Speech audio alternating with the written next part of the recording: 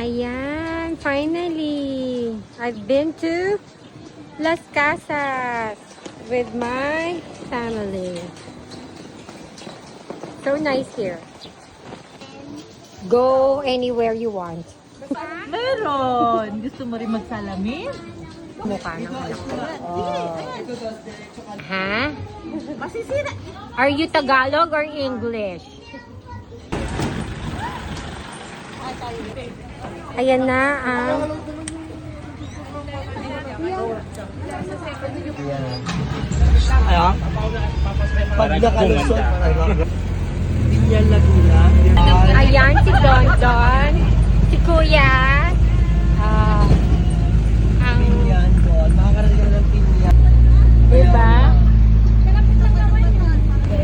Tapos medyo mahaba.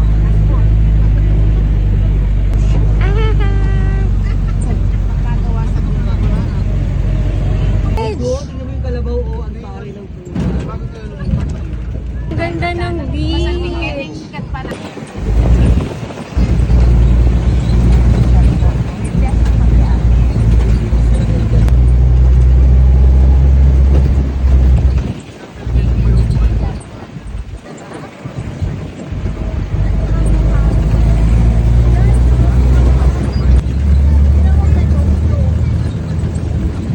Hala, may ulo.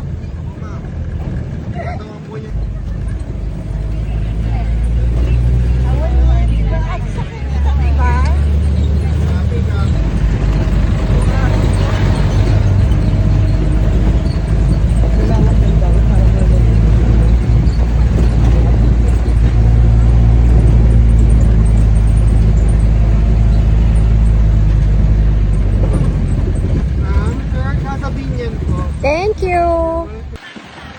Oh, ang pamilya Saragosa going down. Our tour will start from here to around 400 hectares. Hi darling, how was your travel? Ayan, magsusuka daw sila. Laro ni Lola to eh. 1, 2, 3, 4. Naglaro talaga sila. 7. Hindi mo ilagay yan. Ay, hindi mo ba alam yan? Paano, Don? Maghanap ka ulit. Iba naman. Saan mo gustong kumuha? 1. Kung alam mo yan, alam mo ko. Huwag ka magbaang-maangan dyan. Teka lang. Huwag mo laging kalimutan yung bahay mo, napakainin. Ayan, napaso na si Don Don dito. Hintay mo siya Hindi pa umabot eh.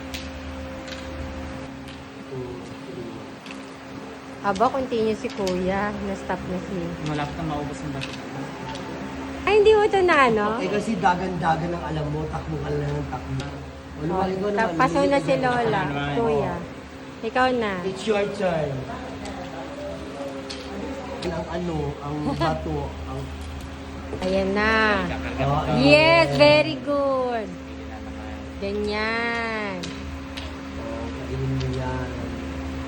Tuloy yan, yan. Hanggang sa magkaroon ka ng mga baka-bakante niyan, hanggang sa patalo ka ng patalo. Si Lola, natatalo tayo eh, No. no?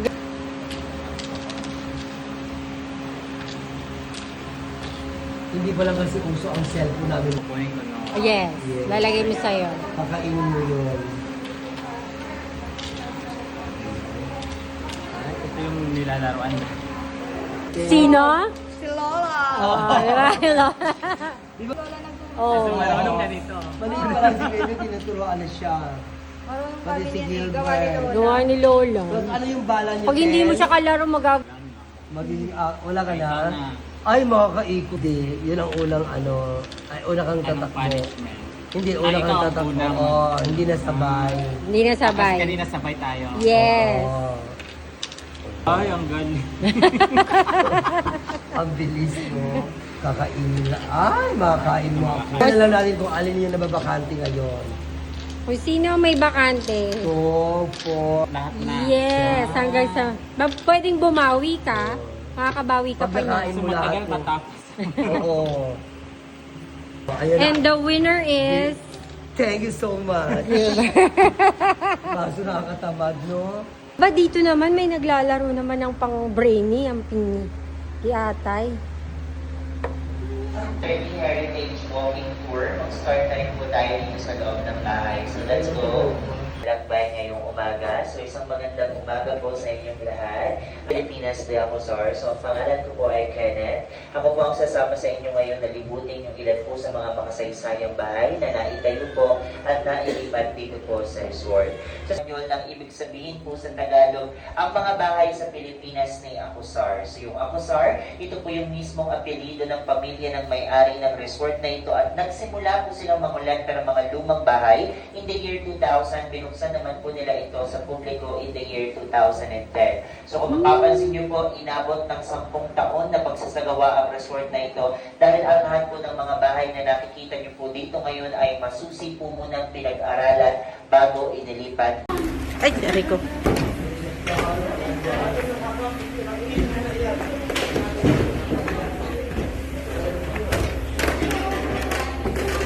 Oh my God, you remember all those histories? Yes.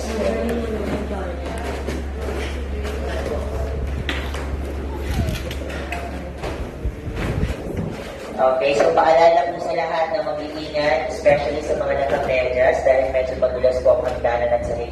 So dahan-dahan lang po sa paglalakad. Ano po? Naman po, kada alas 12 lang po na madaling araw. Ayan, gumagalaw po yan. Alright. So by the way, dito po sa resort, pinapakita namin talaga yung mga larawan po nila, no? Bakit po? Para just in case makasalubong niyo po sila dyan sa labas, at least kilala niyo po sila, no? Opo, yes. Actually, lahat po sila, no? Kahit saan po kayo pumunta, parang po yung sinusundan ng tingin, ano po? Parang buhay po yung kanilang mga mata. Actually, buhay po talaga yan. Mamayang gabi po, ayan, lalabas yan. And then, huwag po kayong matakot, ano po? Ang mga ganito namin dito sa resort, depende po yan sa package na kinuha niyo. Oh my God, you remember all those history? Yes Ang po. galing mo naman, darling. Sa lahat na mag-iingat, especially sa mga nakamedyas, dahil medyo magulas po ang hagdanan sa loob ng bahay. Alright. Opo. Oh, pero at least kwarto siya. Papansin niyo po na sa loob ng bahay po na to, may mga kagamitan. So, again, yung bulada po, mapapansin nyo, hindi na po siya dire-diretso, no? May pupunta po yan. Kasi nga po, renovated. Tayo mag-picture-picture dito, bago po tayo pumunta sa ating susunod na bahay.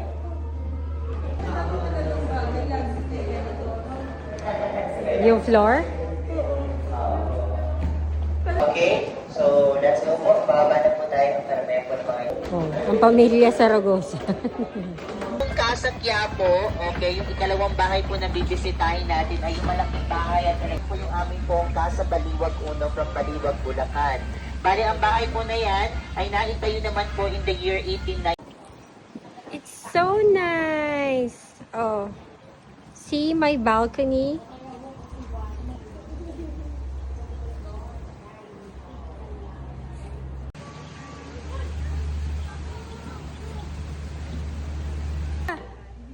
Ang ganda naman. Before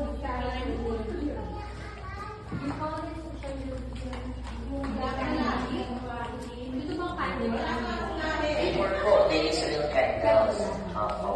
The chandeliers are still original here. Yes. Nung ilipat po nila itong bahay na to dito sa resort, nasa original pa pong bahay ang mga chandelier na yun. So, kinabit na lang po nila ulit. Opo. Di Korean.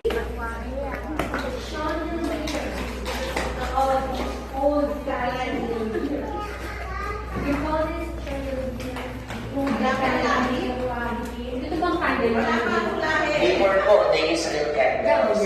Opo. The chandeliers are still original here. Oh, wow. Yes. Yung kandila lang hindi. Itong bahay na to dito sa resort, nasa original pa pong bahay ang mga chandelier na yun. So, kinabit na lang po nila ulit. Opo. Di kuryente na siya. Tapos, oh, parang Parang France. Ganyan sa France. Oo nga, ganun nga. So, nakaka-amaze po sa bahay na to. Original pa po to dito, no? Si Marimar, Kasi oh. may original parts po ng bahay na to. Kung ang kasabit niyan, nasa 1 to 5% lang. Ito po, nasa 4. Ito po yung bahay po na yan in the year 1900s. At yan po yung typical na ekstruktura ng mga bahay na makikita niyo po noon na nakatayo sa Tondo, Manila. Meron pong nakakabit dito na bubong sa ibabaw. Tinatawag po nila ito na canopy sa Ingles o media agos sa Spanish. Ito po ay nagsisilbing protection ng bahay laban po sa matinding sikat ng araw at malalakas na ulan. So sa ngayon nga po, rental house din po namin yan with 3 bedrooms that can occupied by 6 persons. Ay, ang paborito ko, taho. Yung craving satisfied. Pak! Kuya, magkano yan? Namiss ko yan. Magkano? 50? 50? Konti lang yan. Kuya, wag na marami. Oo. Salamat po. Ano bang tawag dito? Belen? Belen po. Ah, the green. Ganda na nga ng view eh. Oh. Opo. Ang bongga!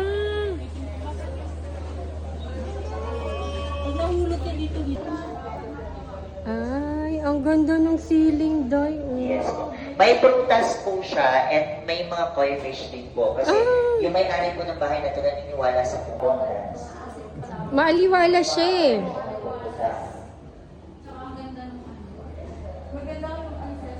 Bed!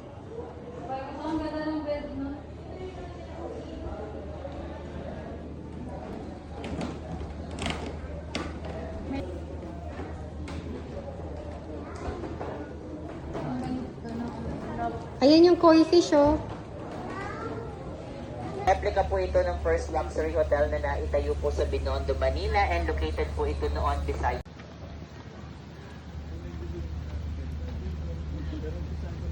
Grabe siya! Ang ganda ng house. Ito yung agawa na lang yan. Yung mga tao, mga Pilipino noon, okay? So, Ano na? Dapat ako dyan. lock po.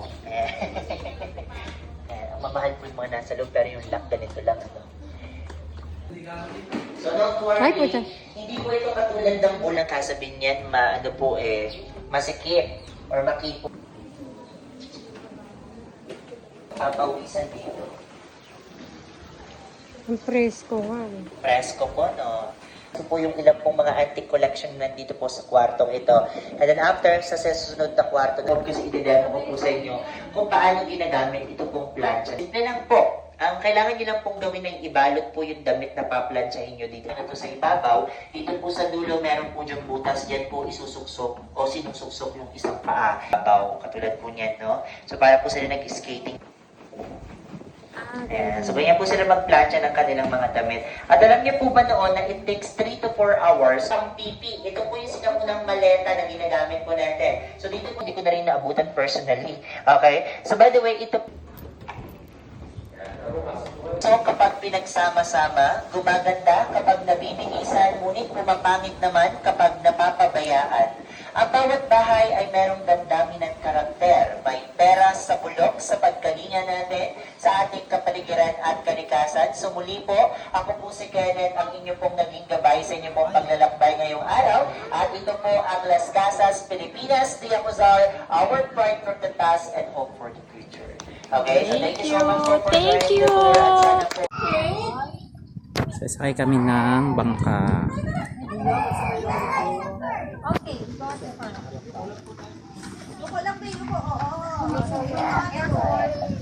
Go at the first, darling. Kuya, dito ka, kuya.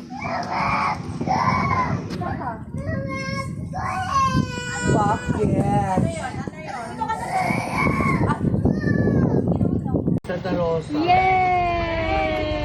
We're going on a boat tour naman. Yay! Hello! Oh, finish na yung ano niya. Right.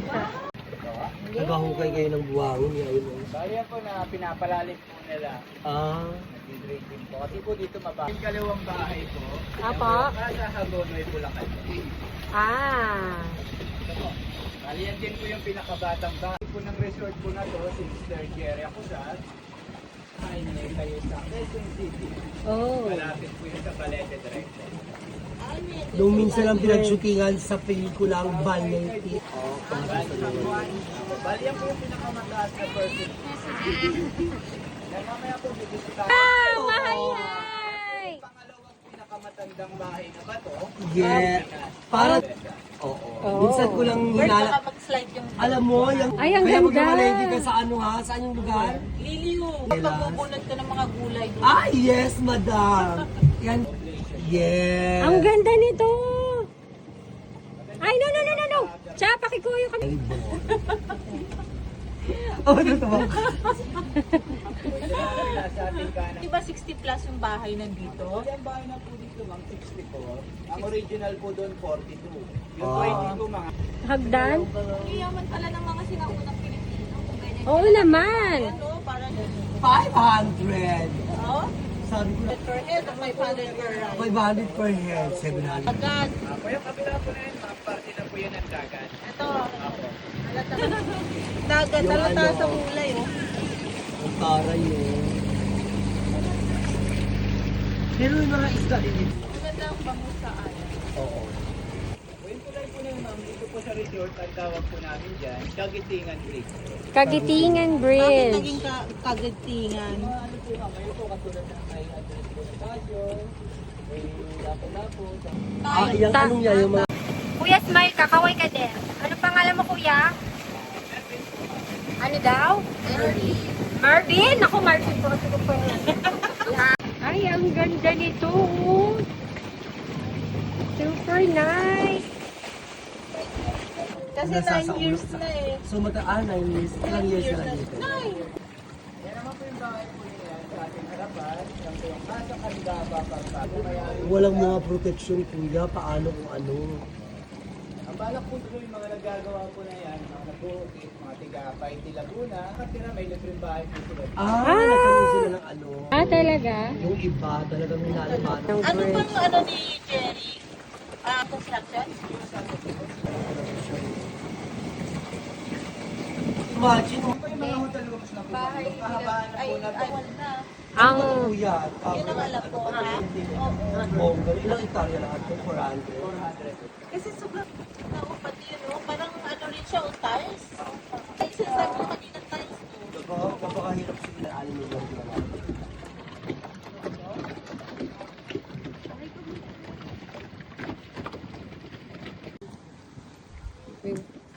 we came from the boat. Yung pasyalan, huwag ka nang humiling na ganito pa. Kahit na doon, kaya.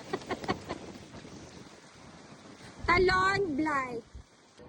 What a beauty. Island lang siya. Hindi, Pilipinas na, nung unang panahon. Eh, pero... Oh, bago.